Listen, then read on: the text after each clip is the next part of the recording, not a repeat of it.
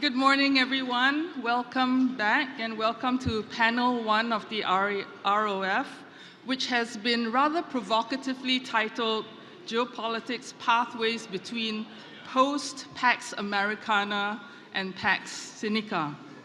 And perhaps, given the mounting indicators of growing American protectionism and America First tendencies, there may indeed be a growing sense that we are seeing the end of an era of peace underwritten by America since the end of World War II. But I think it's still highly debatable what the world order will morph into and whether indeed we will see the rise of an era of Pax Sinica, that is, an era of peace presided over by China. And does China even aspire to this? What is clearer, I think, is that we are in a liminal space, that uncomfortable period of uncertainty and confusion where we stand at the threshold of something new, but we're not quite there yet. And in the interim, we can expect heightened big power contestation, countries trying to respond as best as they can in this period of flux. There are a whole host of strategic questions that will determine what kind of world we expect to see in the next few years. And perhaps the most immediate question, which Ambassador Chan had already alluded to, is how will President-elect Donald Trump lead? And as she has also referenced, the media has been abuzz in recent days about his latest statements about not ruling out coercive means to secure US interests in Greenland and the Panama Canal. Is this just loose, tough talk? Or is this a reflection of a major power having expansionist designs? How should the US's allies and partners expect to be treated? Will they come under the same level of scrutiny on security and trade issues as non-allied countries? This question has come prominently into the spotlight with President Biden's recent decision to block the acquisition of US steel by Nippon Steel. And it goes without saying that perhaps the most consequential strategic driver for what kind of world we all live in is the outlook for the US-China relationship under the Trump 2.0 presidency.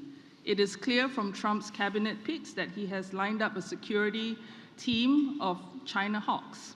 And the working assumption is that we should expect a continuation, if not a toughening of US economic, trade, and security policies towards China. But even so, could Trump's desire to pursue deals create some space for a modus vivendi with China, and at what cost? To address some of these questions, we have a panel of very distinguished and prominent scholars to share their thoughts and insights from a US, China, and Japan perspective. And in the interest of time, I won't read their bios, which you can find in the program, but I will introduce them briefly. We are honored to have with us from the US, Mr. Roy Kamphausen, Special Advisor to the President and Senior Fellow for Chinese Security at the National Bureau of Asian Research. And from China, we have Prof. Da Wei, Director for the Center of International Security and Strategy at Tsinghua University. And from Japan, we have Prof. Ken Jimbo, Professor of the Faculty of Policy Management at Keio University. Each of the speakers will speak for between 10 to 15 minutes, after which we will open the floor for Q&A. And so without further ado, could I ask Roy to start us off, please? Thank you. Thank you, Sue-Ann. It's a delight and a privilege to be a part of the ISEAS Yusof Ishak Institute Regional Outlook Forum in 2025. Thank you, Director Choi, Ambassador Chen as chair. It's a privilege to be a part. As has been said, the American people have elected Donald J. Trump to a second non-consecutive term, the first time this has happened in American history since in over 125 years. Just one of the unusual historical elements of the 2024 presidential contest in America. frankly, which has left many Americans struggling to keep pace with those tectonic shifts that are taking place within our own society. As you may have seen, President Trump won with a strong electoral majority in the Electoral College, some 312 votes out of 538, again, an anomaly of the American system. But he did not achieve the majority of the popular vote, just under 50%, but was the first Republican candidate for president to actually win the popular vote in 20 years. And Republicans have won both houses of the U.S. Congress, suggesting that there may be easier paths to accomplishing some of President-elect Trump's priorities regarding trade, immigration, and taxes. What can the Asia-Pacific region expect from a second Trump administration? Easy predictions are easy and risky, especially regarding a person with such unusual traits as our president-elect and the propensity to communicate directly with American citizens, foreign leaders, and frankly, anyone with a social media presence. My thinking is not to predict or even champion the views of the incoming administration, but rather to frame them as part of a complex and interactive decision-making process. And so to that end, I think analyzing four tensions or four issues at the center of foreign policy deliberations can yield insights to overall Trump administration policy direction towards the Asia-Pacific. And these are, will the second Trump administration prioritize Europe or Asia for resources and senior leader attention? Will America's allies and partners face the same scrutiny or on national security and trade matters as non-allied countries?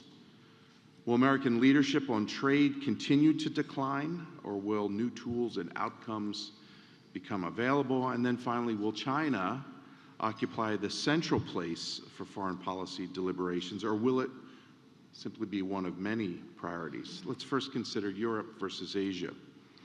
There's a fundamental American tension about support for Europe and NATO versus consideration of Asia, America's Asia allies there, and China. And this is not to say that it's an either-or scenario, but in many respects, this is a continuation of long-standing concern by America's Asia policymakers that major issues in Europe pull American leaders away from the strategic initiatives that await action and resources in Asia. So the issue in Europe is, frankly, about the outcome of the war in Ukraine. Biden's approach to the war was guided by a fundamental need to avoid war with Russia and slow and erratic funding decisions and constraints on Ukrainian use or employment of American weapon systems was problematic. Trump has said the war will end very quickly once he is president.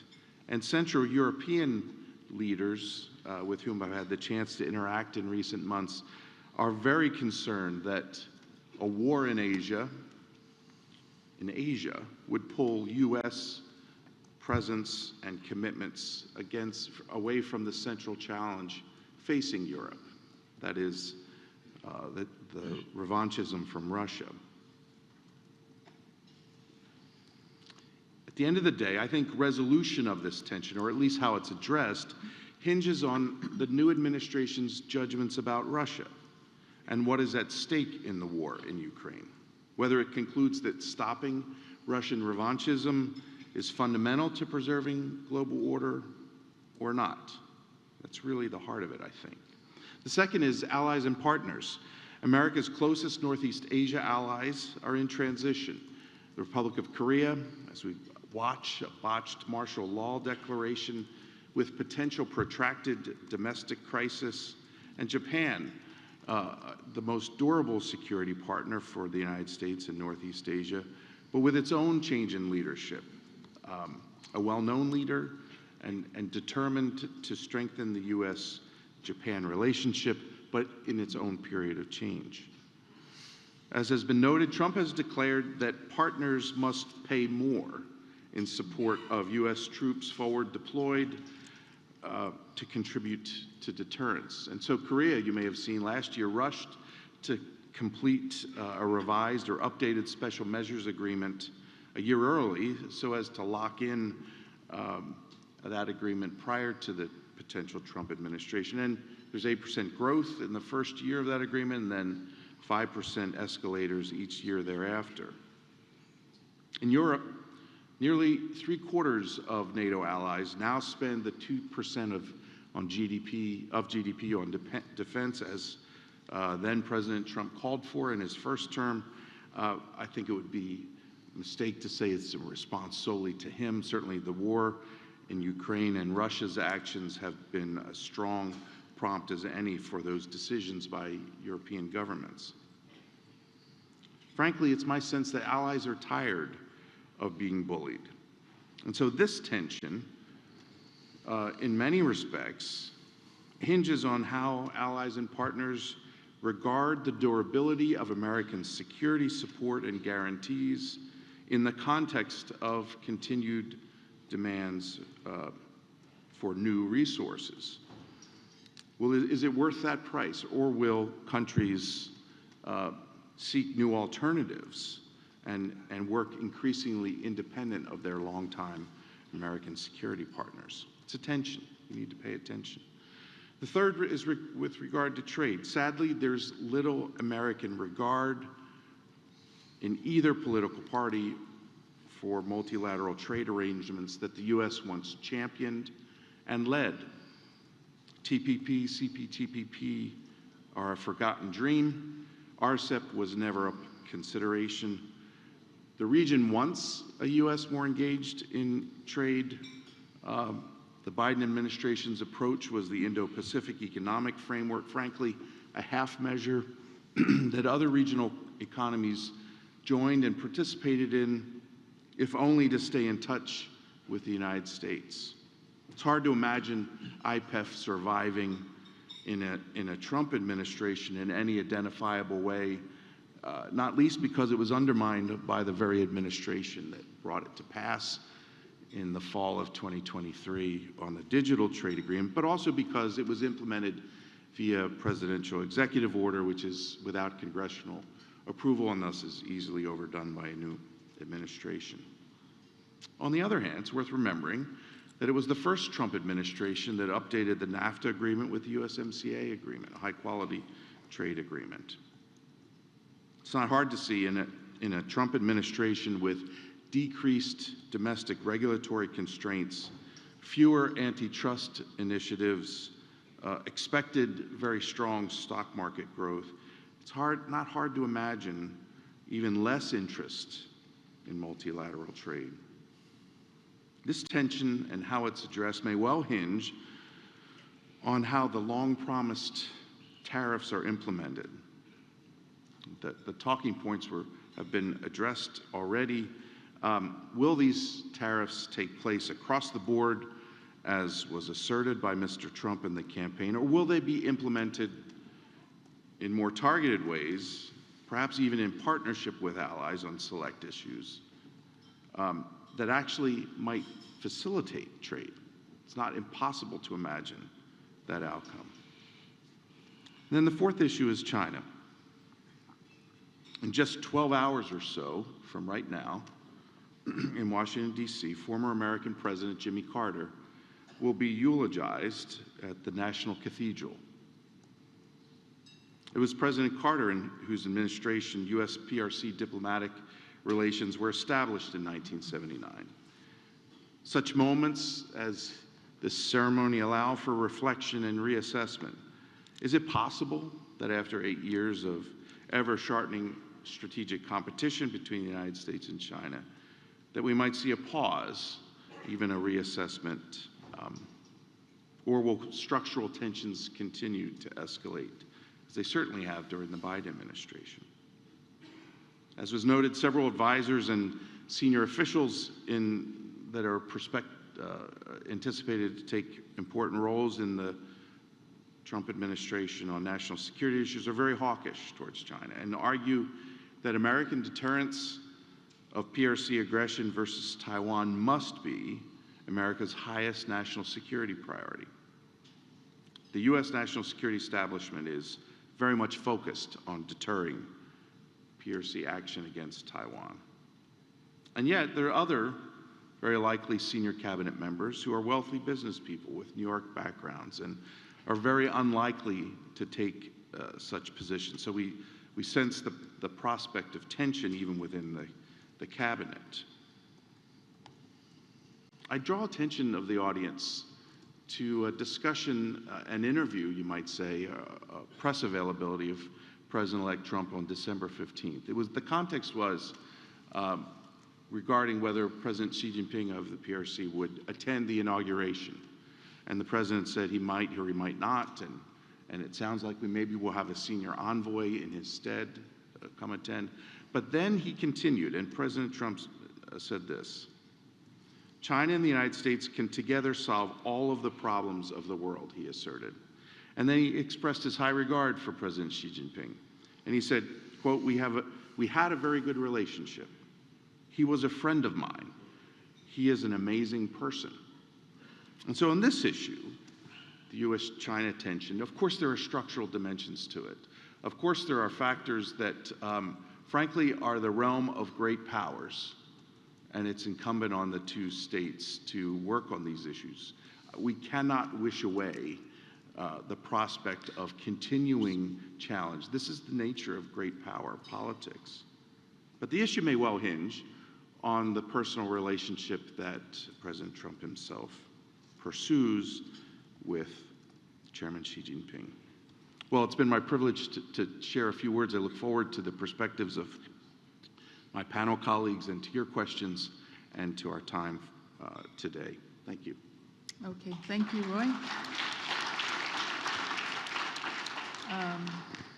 Ken, over to you. Sorry. Is it the Dawei? Prof. Dawei, sorry. Okay. Thank you, Ms. Lee. First of all, I want to thank ISEAS and Ambassador Chen, Director Choi, for inviting me. This is my first time participating ROF, and as a scholar from China being invited in the first session of a conference focused on Southeast Asia, I feeling, I don't know if my colleagues from the US and Japan agree or not. Those major powers are so guilty, and they are invited to put in the first session telling you what kind of change we are making and also what kind of trouble and the concerns we are causing in the region. So today I want to address two issues. First is about the big one is about the international order and the trend, or the global wind of change as the theme of this conference suggested. Secondly, of course, the future of China-US relations. So on the first question of the international order, I think let us ask ourselves a question. So how would we view the past 16 years since 2009 if Kamala Harris had won the election in November? Conversely, now since President Donald Trump win the second term, how do our views differ comparing with the first scenario? I don't know how will you answer this question, but my view is if Ms. Harris had won this election, I might say that the first 4 years of Trump administration were kind of aberration, that Biden reversed that trend, and Harris will further consolidate that normal trend. But now with Trump's victory, I will say since 2009, the United States has been moving towards economic nationalism and political populism, which started actually, I believe, from the Obama administration. Biden's 4 years had been an aberration, and now the US has returned to its previous trajectory since 2009. So the trend, of course, is not unique to the United States.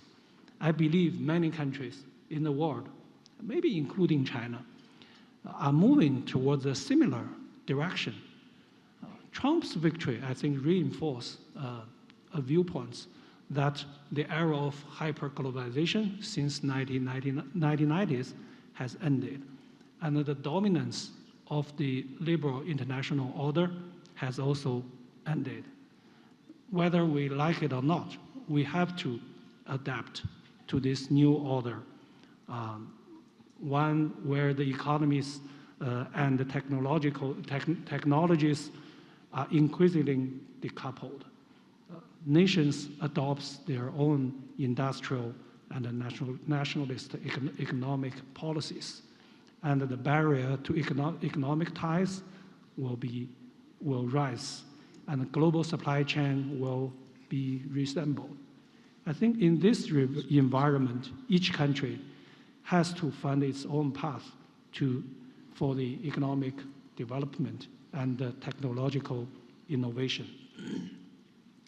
At the same time, Trump's victory may also bring another shift. The world may no longer be moving towards a kind of bipolarity, but instead towards a more multipolar and more diverse direction. I don't think it's a choice between post-Americana or Pax Sinica. I don't think there will be any, Pax Sinica at all. Again, whether we like it or not, we must adapt to this change or this new order, finding the right place for each country and the region within this new framework, avoiding making policies and choose positions along, for example, the ideological lines. I think this is key for all the countries and the region in the future.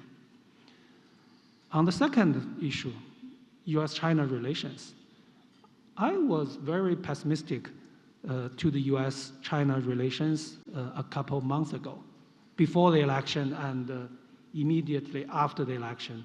Now, with just about 10 days, 11 days ahead of Trump's inauguration, I feel I need to revise my view a little bit to a more neutral stance.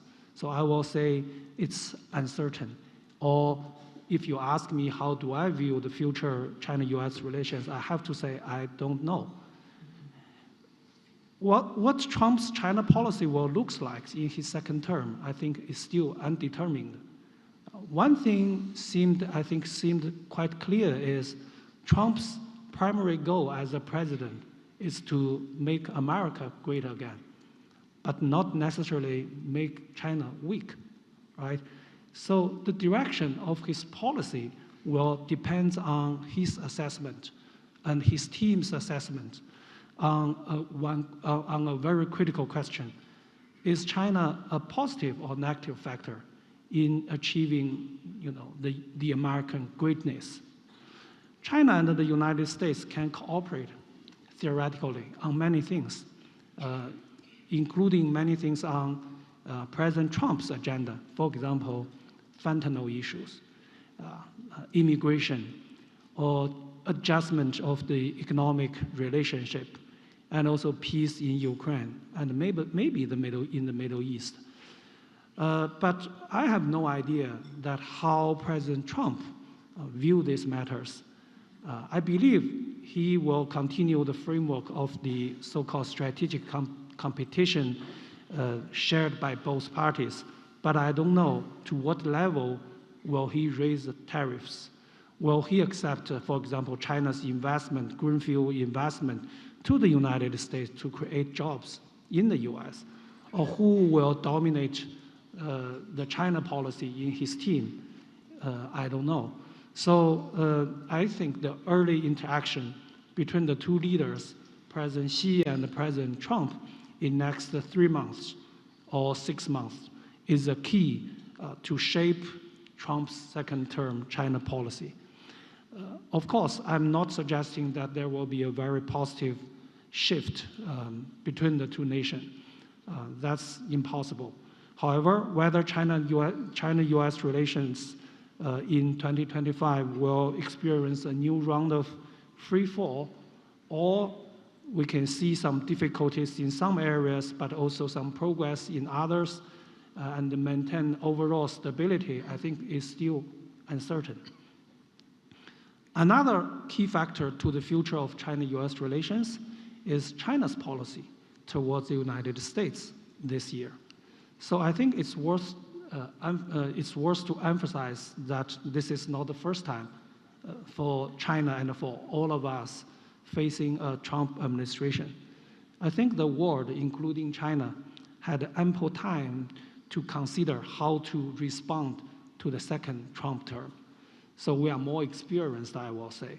So what lessons can we draw from his first 4 years? I believe China had, scholars, officials in China also considered this a lot in past few years.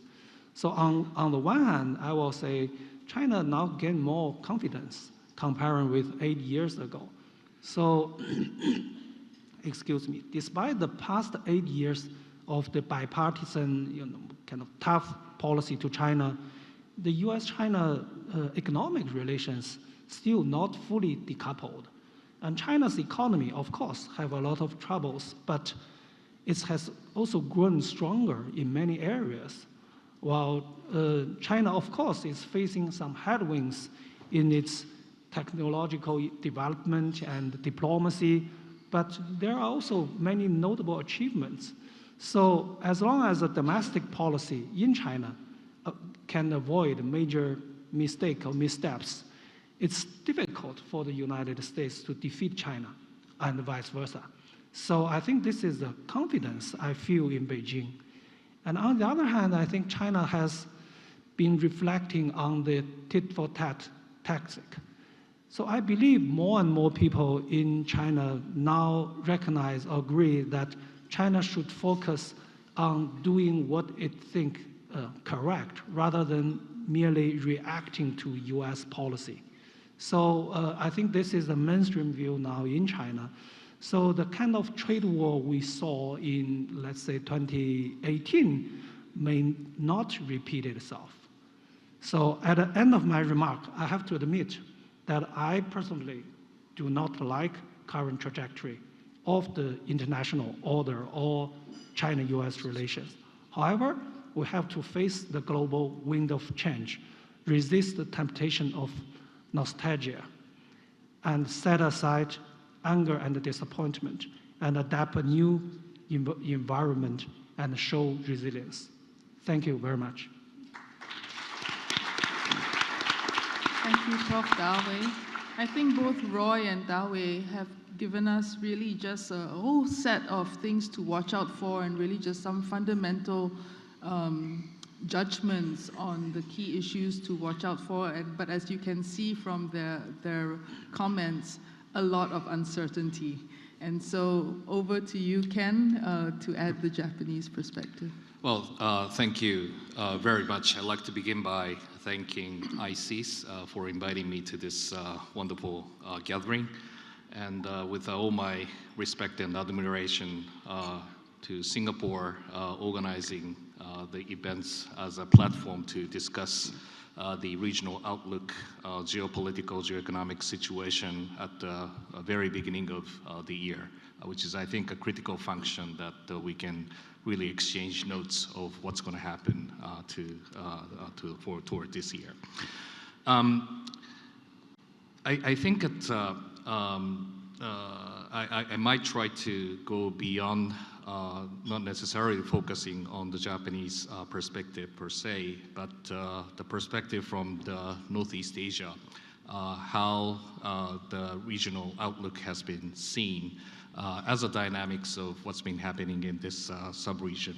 And since Northeast Asia has become increasingly complex in terms of the heightened security tensions among the major players.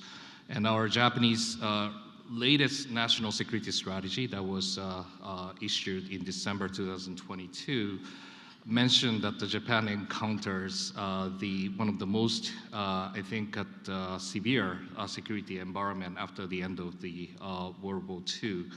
And that has a certain, I think, connotation by looking at several important aspects that we are now facing with. I would mention three perspectives. One is the continuing, rapid change of the balance of power among the major powers in the region. For example, by looking at the Japan-China relationship as an example, China overtook the share size of the GDP of Japan in 2010. 15 years later, in 2025, now China is 4.5 times bigger GDP size than Japan. China also overtook Japan's defense budget in 2005, but now China spends more than 6 times bigger than Japan's defense budget. And this is the scale and the speed of the change that has been taking place in Northeast Asia. So if you look from the US perspective, many of the strategists in Washington, DC says that they are facing with a structural challenge by China. It's a long-term strategic challenge that United States is taking place. But from the Northeast Asia point of view, we are taking a much more like a short-term competition. That power transition has been rapidly taking place, overtaking Japan, and rapidly expanding the portfolio of the gap between China and its neighbors. So we are looking, the clock is ticking much faster in the sub-region than in the broader US-China perspective. So this is something that we really need to emphasize whenever we look at how to manage the status quo balance of power in the region, and that's number one. And that really, creates the kind of structural changes that we are no longer maintained. For example, air naval, superiority concept by alone, and how we can really compose a jointness of the capabilities through the joint response, joint deterrence. And those are the things that behind of the rising of the alliance strengthening components, plus the unilateral expansion of the cooperation that has taken place in the past months. And with the notion that it is highly difficult even for the United States to conduct the in-theater operation because of the Chinese capability to increase the cost of the intervention in the major conflict zones. And the second, the Japanese national security strategy has identified China, North Korea, and Russia are the major security concerns. And what makes us quite difficult is that there's a no one-fits-all approach to those three risks. China is China, North Korea is North Korea, and Russia is Russia. So that you really need to have a very much customized way of responding to those threes. And what makes us more difficult is that those three actors are interacting with each other in a much more structural sense. By looking at the China-Russia strategic relationship, during the Beijing Olympics, and even after the Russian invasion of Ukraine, that structural kind of coordination has certainly been taking place in those countries. And also, the last year was a highlighting of the North Korean participation of the Ukraine war, and with a certain conviction that they will receiving something in return. And most likely that is a technology cooperation on the nuclear domain, missile technologies, and also many of those conventional warfares. That will also exacerbate the tension in the Korean Peninsula. And now South Koreans are looking at the notion of the escalation management. They are not only looking at the North Korean per se, but the Russian, I think, overshadowing of the escalation is much more creating the viable tensions for them. And thirdly, Northeast Asia is also overshadowed by the salience of the nuclear weapons. And I don't think Dawei will agree with me on this, but the U.S. Department of the Defense has now been officially released the estimate that the Chinese strategic arsenal will become as large as 1,500 strategic nuclear weapons by the year 2035. It is the same amount of the START Plus arrangement of the deployed nuclear weapons capability obtained by the United States and Russia. If that figure is turned out to be correct, in the middle of the 2035, it's 10 years from now, we are looking at the great triangles of the strategic nuclear weapons by 3 countries, and what will be the result of the structure of the nuclear relationship in Asia will be the huge question that we're looking at. And at the same time, if you look at the North Korea, they have a lots of appetite to diversify the nuclear forces, not as the kind of second strike last resort weapons, but also it's developing the tactical nuclear weapons as the extension of the escalation management of the conventional warfares. And that will definitely create the so-called deterrence gap between what they are now producing versus what the South Korea and Japan have been provided by the United States as the way of the nuclear extended deterrence. And South Korea certainly is not happy at all, which creates their notion to have a much more salient way of committing of the nuclear deterrence by the United States. If not, that's going to happen. They are openly saying about going nuclear by itself. And that will also have a spillover effect, certainly to Japan and also to some other places. So the magnitude of the change that will take place strategically, it remains to be very high in this field. So that how much that the Trump administration deal with this issue might certainly affect those dynamics in Northeast Asia.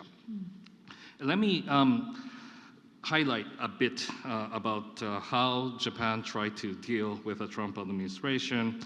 And last year was the election year all around the world, and Japan was not the exceptions. And since the December 2012, under the late Abe administration, Suga and Kishida, we have really much enjoyed the exceptional stability of the political foundations in past decade.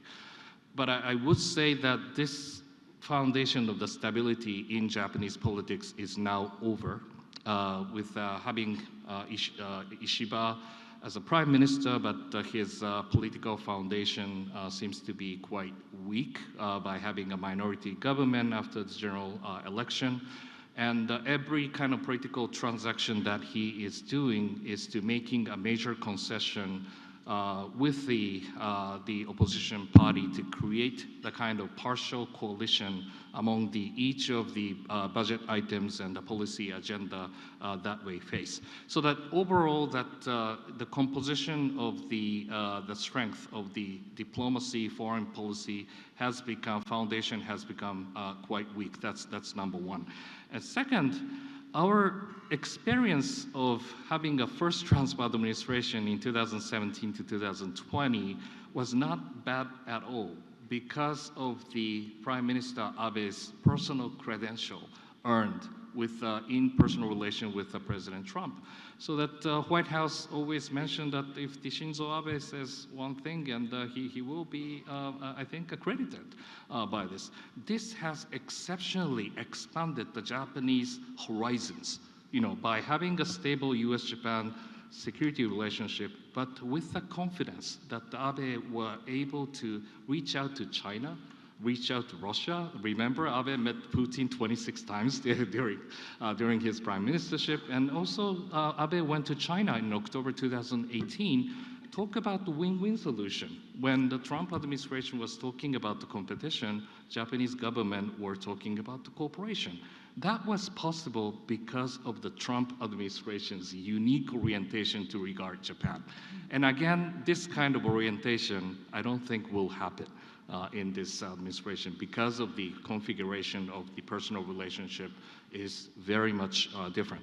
So that I think that how much we can really carry on the institutionalization of the alliance, unilateral relationship we have with Korea on the Camp David, Philippines over RAA negotiation processes in Australia, Quad, AUKUS, can be continued to be in case for the Trump administration is the one thing.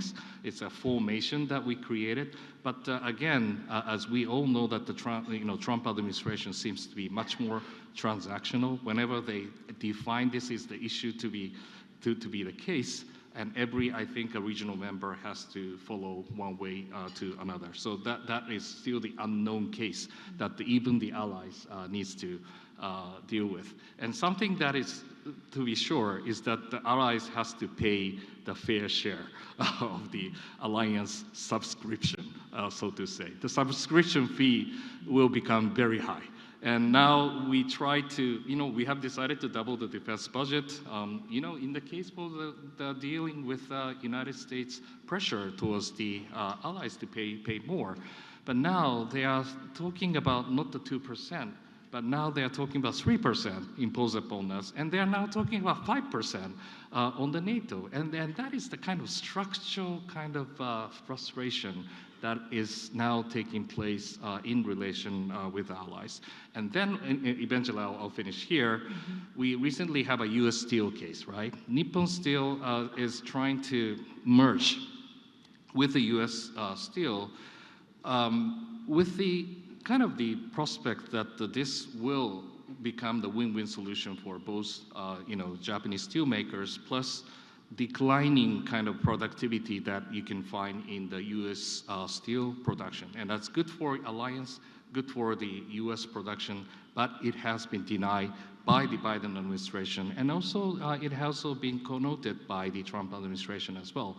So by looking at the rise of the economic security where the allies needs to follow through those kind of regulations and screening processes, high-tech protection subsidies, and friendshoring processes on the semiconductors, and those have been the platform of where the direction goes on.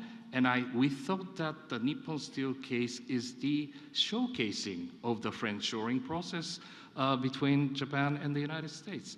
And so this has been denied, and for the certain reason that the United States has in their politics, will also exacerbate what are we based upon in promoting of those kind of economic goals that we have in for the future. So these are still ongoing processes, but it's good for the further discussion. I'll stop here. Thank you very much. Yeah, thank you so much, Ken. So our speakers have all sort of put down an array of key questions and also shared their judgments on some of the pertinent strategic issues and questions to watch out for. And Ken has given us also just a reminder of some flashpoints in the Northeast Asia region that we should also watch very closely. I won't take too much time and just go ahead and open the floor for what must be quite a lot of questions from you. Can I take the first question? Anyone, please? I see a question coming up. Julia? Yes. Hi, good morning. My name is Julia Lau. I work for ISEAS in the Indonesia Studies program. To all speakers, I guess, do you think we're seeing right now the death throes of whatever the previous world order was? And how, for each of the countries that you come from, will you think your country's bilateral relationship or multilateral relationship with ASEAN or Southeast Asia change as we adapt, all of us, not just the first panel, but the remaining four, to this uncertainty and change in the coming world? And you may choose to answer based on what you think the leadership or the administration of your country may do, or the bureaucracy writ large, if you will, or policymakers. Thank you. Is it hard to hear? Yeah, it is. Can you just sort of give the essence of your question? It's basically, are we seeing a change in the global order? And if you wish to describe that for us, please do. And how do you think your country's governments will react to this vis-a-vis Southeast Asia? Okay. Thank you. Maybe let's take a few more questions, Ambassador.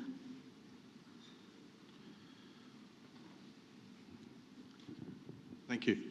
I'm Alistair Cox. I'm the Australian High Commissioner in Singapore, but I ask this question more in my personal capacity, if I have one. Some commentators, I suppose, looking at the increasing emergence of strongman rule around the world are speculating about the possibility or evolution of some type of new Yalta arrangement, referring back to Yalta 1945 of spheres of influence and the emergence of a spheres of influence world. And I just would like all of the speakers to reflect on the likelihood or otherwise of that speculation. And I mean, obviously what you've been saying, there's obviously also strong trends towards multipolarity. So maybe that contradicts that. So I'd be quite just interested in your reflections on that Yalta speculation, obviously involving a new Yalta of China, the United States and Russia, reflecting on those strongman people.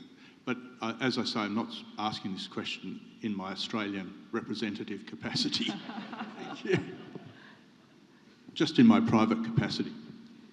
Yes, Ambassador Chan. Thank you. I would like to follow up, on what the previous speaker, the Australian High Commissioner, in his personal capacity raised. It's really about the changing global order, and we've been discussing this. I think that it's changing at different levels. At one level, we are seeing the emergence of the strongmen, but major powers that are now becoming revisionists. Russia, China, and Taiwan. Now the United States, through President Trump, has mentioned Greenland, Panama, and possibly Canada. So at one level, you have that idea of a changing global order. And at the next level, you have also the emerging multipolarity of global south, middle powers, small powers seeking some level of relevance and agency in this world. Can the speakers, all of you, speculate on how you see this order unfolding? Yes. Maybe we just take those three questions first.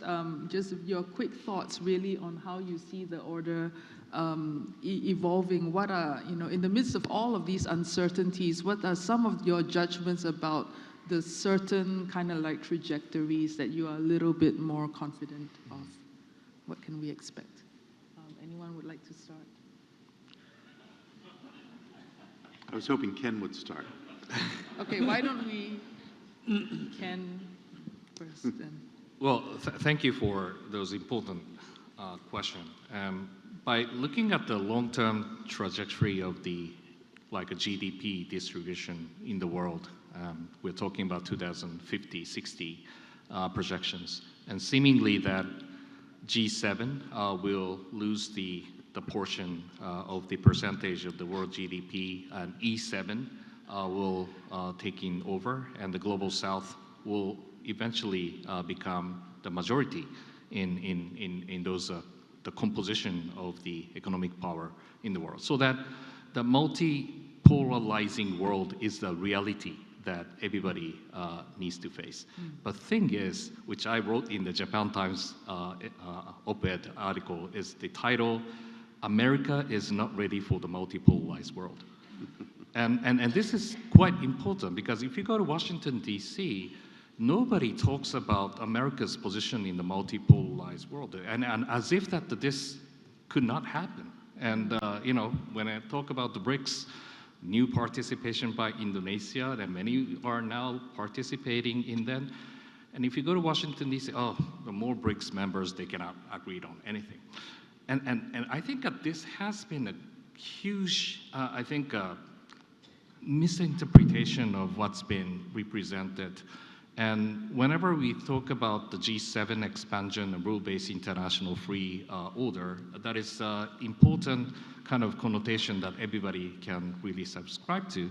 But what if this kind of notion cannot be really have the penetrating effects in the global South, and the rise of the emerging economies? You really need to set the multiple standards in conducting your foreign policy. And I think Japan has been aware of this. And I talk about the competitive worlds and how Japan is now preparing how to deal with the strategic competition. This one sense. But by looking at another sense that, for example, free and open Indo-Pacific concept that the Japanese government is saying, we're not bringing in those G7 concept into this. Japan is now considering like a connectivity and also that the long-term kind of durable kind of development ideas, how that is important for everybody to plug and play into those development agenda. And those are something that multiply you have to really go through, not by bringing in the one standard, but the multiple standards need to say. Let me make 3 quick points. First, Ken's point that the United States isn't ready for a multipolar world, I think is an important judgment.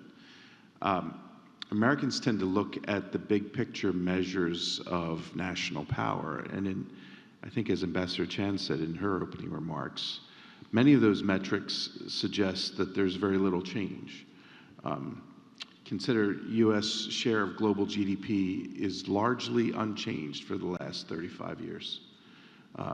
China's was increasing significantly, but I think has declined a point or two since 2021. U.S. is unchanged over 3.5 decades. We've talked about the U.S. military power, how it's employed. We might have issues with occasionally. U.S. global presence, more than 900 installations around the world. It's hard for Americans, as Ken has indicated, to come to grips with this notion of shifting power balances when one looks at those dimensions. The second is, it's not hard to imagine from a second Trump administration a preference for leader-to-leader agreements that might settle or solve issues, at least in the near term, in the short term. And that's hinted at, I think, by the quote that I made earlier of President Trump's comment about how the United States and China could solve all of the world's problems. And so I wouldn't rule it out. As a matter of historical preference, Americans shy away from spheres of influence, at least we say we do. And so I can't imagine a Yalta-like arrangement. But there might be this sense that leaders can solve problems if they work it out together. On the third point, on strongman, you know, as an American, it's really hard to hear the equivalence of loose talk about Greenland and Panama at the same time as we consider the invasion of a sovereign country and the loss of hundreds of thousands of lives. I think we ought to avoid the equivalence that's suggested on that point. Thank you. Yeah, I also have a lot of problem with the concept of the multipolar world. My reservation is not about multi, but about polarity. I think polarity is not an accurate term to describe today's today's international relations. Polarity implies that the concentration of the power and also kind of, mutual exclusive relations between the different power centers. But I think it's true that the world is moving towards a multi-centered, multiplayer world. I think this is true not only because the change of the power balance, but because the United States is stepping back from providing public goods, no matter economically or in security area. So we will see a more chaotic world in the future, and realism is coming back, that's true. Strong leadership playing a bigger role. I think that's also true, but I won't go that far, say that we are going to have a new Yalta agreement. I think no major country have any interest to the territory sovereignty issue and sphere of influence.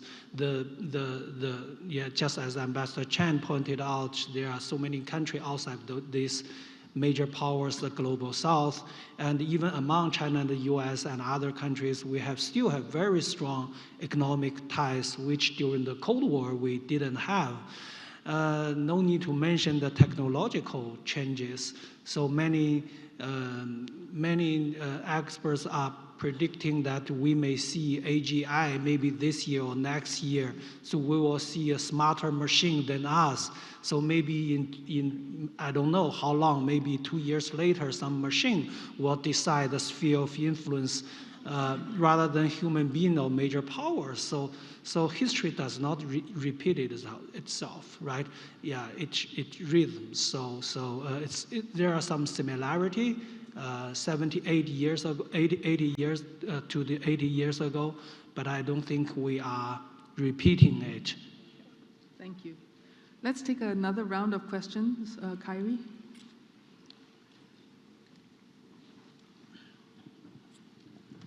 Thank you very much, Kyrie Jamaluddin from Malaysia, visiting fellow at ISEAS. One of the, this is a question perhaps for Roy, one of the disruptive influences from the election of Donald Trump has been the disproportionate influence of non-traditional political actors, not limited to, but perhaps most prominently represented by the world's richest man, Elon Musk. I wanted to find out how significant would his influence be, and you spoke about the competition between China hawks as well as those who are more commercially minded, and I would assume that in this case Mr. Musk would be more commercially minded since he produces quite a lot of cars in China. And how sustainable would that influence be if it is significant? In a sense that would President Trump get tired of him, or would he be replaced by the traditional foreign policy establishment, which would be less tolerant of a maverick figure like Elon Musk? Thank you. Thank you. Thanks for asking that question. Let's take a couple more. Ibu Dewi? Thank you. Thank you for that very invigorating discussions. First, I think in terms of terms, we are increasingly, in IR, there's this new concept of multiplexity introduced by Acharya. So rather than multipolarity, which seems to think of apples to apples size, multiplexity looks at the world where there are superpowers, middle powers, regional organizations, non-state actors, even high value individual, where Elon Musk and probably makes more impacts on world politics than a lot of states. But my question is, Roy, we've tended to treat, in the old days, we treated Trump as a joke, and then he became president. Mm-hmm. And now we treat again his recent comments about Greenland, about Panama, about Canada, and so on, the Gulf of America. It's a joke with lots of cartoons appearing. But can we be as dismissive? Don't forget that we have 4 years of, this is who's going to be president in the next few days. And can we take the words of the president of still the world's most powerful country simply as inconsequential jokes? And I'd like to see, how does China react to this? Would you see this, this is more or less like a free pass for China to do the same thing, Taiwan is very important for China, so since the United States is going to do the same thing around its Western hemisphere, it's something that China could also do.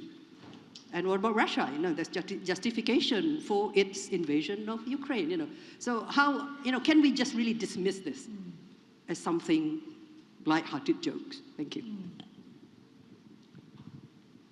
Okay, maybe one, is there one more question? Huh?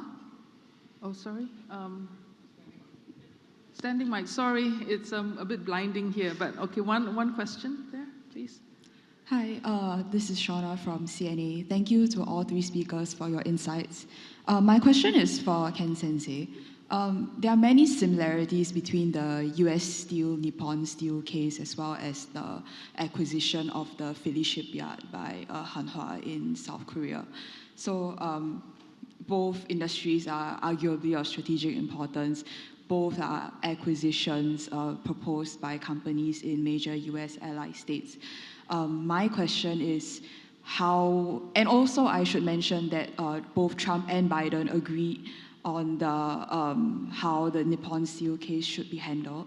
My question is specifically about how these cases demonstrate how the Trump administration or Washington in general will act in strategic industries, particularly if you know, there are different domestic tensions. Thank you. Okay, maybe let's just stop there and take these questions. Roy, would you like to take the Elon Musk question? Well, Kyrie, I think you laid out many of the possibilities for how it might evolve. If we look at the first Trump administration, there was a lot of turnover among senior leaders. And so at least we have that example suggesting that there might be a similar sort of case.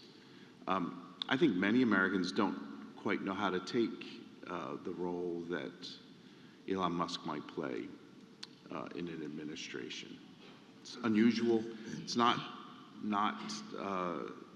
so very different from examples in the past. It's just in this informationalized world that we live in. It's so much more available.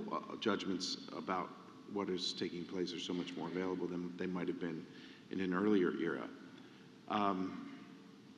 There's this notion of creating greater efficiency in the U.S. government has a lot of appeal to American citizens.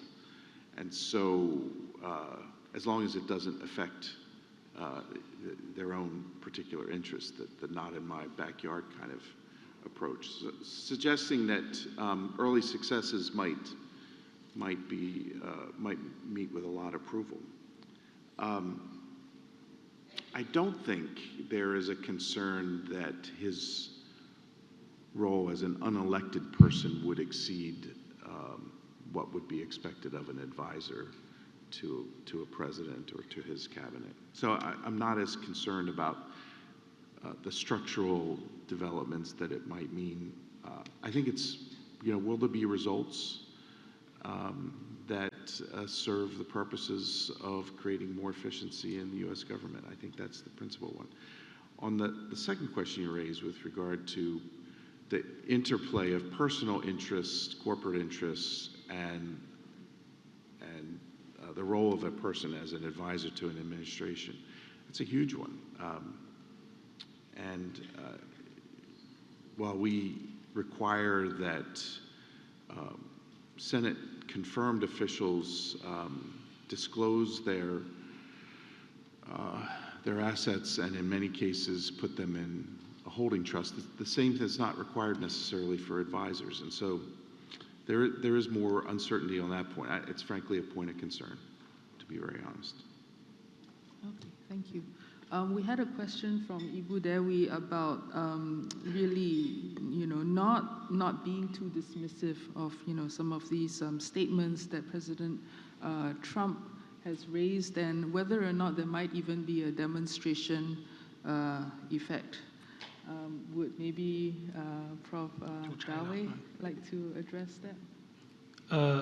Yes, the President Trump's statements regarding Greenland, Canada, Panama Canal, I think it has not been, in China we don't take it very seriously. I don't know how will he achieve that, but he repeated that for a few times, so it's maybe he is serious. But in China, it's because you raise a free pass for other countries, or Taiwan issue, I have to say, first and foremost, that it's different issue, right? Taiwan is part of China. Greenland is not part of the U.S. Secondly, put that aside, I will say, let's imagine if President Trump want to use military means to achieve that goal, it won't be very serious war, right? Maybe Canada, I don't know. Yeah, but Taiwan issue is a very critical issue for not only for China but for the whole world. So we understand this very well, and there are 23 million compatriots live in that island. So for China, that's something really, really critical. So we take it very, very seriously. I mean, take this issue very, very seriously. While I don't think President Trump have that kind of level of seriousness when he talk about those Greenland and other territories. Yeah. Thank you. And Prof. Ken? Right. Thank you very much for the question.